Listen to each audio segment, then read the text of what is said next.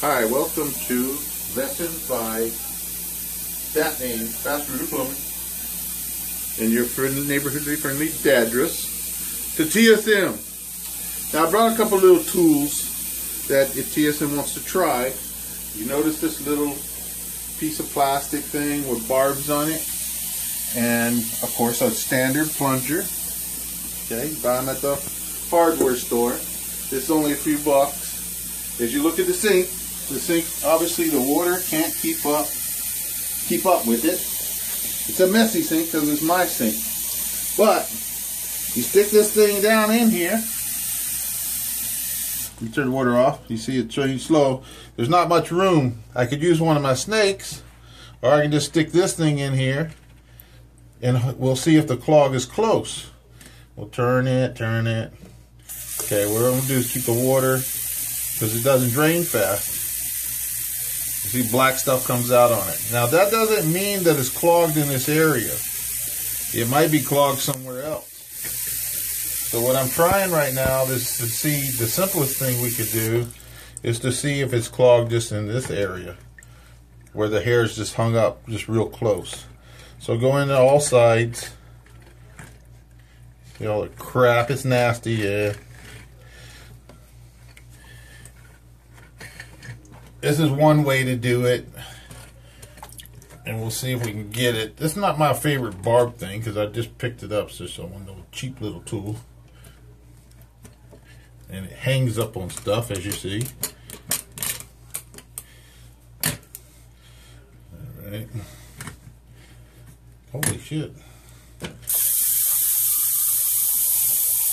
And it may or may not work, depending on where the clog is. If the clog's down the line, which is what I think it is, it's going to take more serious tools. But a lot of times the clog will be real close, and you go in with this and get the hair out that way.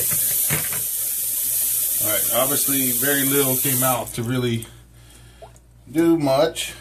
It does drain, but that's not really what we want. Another way of doing it, get some water, get it filled up a little bit.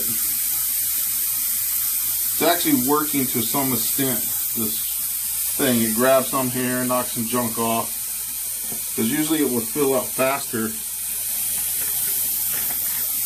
See that hair? It's only a little bit, but you'd be surprised how much stuff sometimes you can just grab with this. But obviously I got more problems with this. Now I doubt even this will work.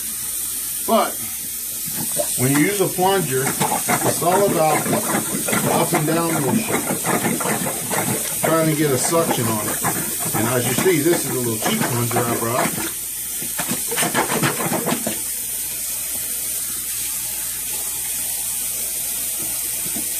But for whatever reason, the water seems to keep up better just by doing that. You notice the sink kind of drains now? Before, when you seen it, it was filling up. Yeah, I couldn't do this before without it being all the way up to here by this time. That's just on two little simple tools. Now Dyrus, if he had the machines and the pliers and the tools from the van, he would be able to take it apart underneath and clean it even better. But obviously you don't have those tools. So that concludes the lesson today. Hopefully, if you can't get the landlord, this thing's about $3. They probably got a Home Depot that's got something similar to this over there. I think there's one that's even 3 feet long. You just put it in and spin it around. So go to Home Depot, pick up something like that. You should always have a plunger at the house for the toilet or for the sink. Actually, my plunger that I got is a little more heavier duty. You see it's deeper. But I decided to buy a cheap little plunger to show y'all something that you could buy. You know, because you might not find this one. This one's a whole lot deeper, and when you push down on it, it's a lot thicker and pushes a lot more air. But I went out and bought this stuff today. Now you look at my sink, it's working. How long it works, we don't know, because you're always going to get hair and soap and stuff. So you keep these tools, wipe them off, put them under the sink, keep them nearby, whatever. Okay, guys? Mahalo.